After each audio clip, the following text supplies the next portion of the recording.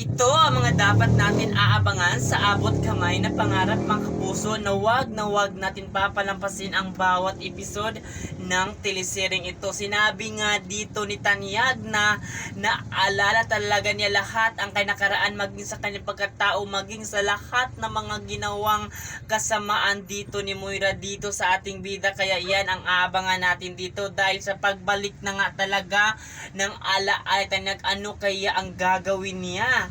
Ano kaya ang gagawin niya dito kay Moira na talagang pagbayaran talaga ni Moira ang lahat ng kasamaan na ginawa at talaga ang totoong masama dito ay hindi naman si Lynette at si Annalyn ay kundi ito si Moira at si Zoe. Kaya yan ang aabangan natin dito mga kapuso kasi nga paganda na mga pangyari ng teleseryeng ito na wag natin papalampasin.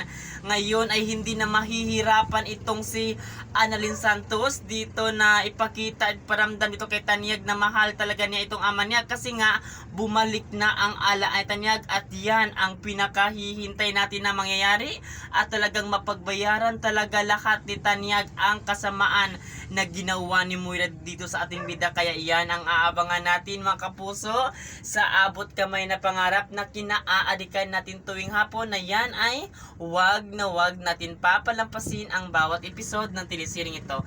At yun lang mga kapuso, maraming salamat sa panonood. Thank you.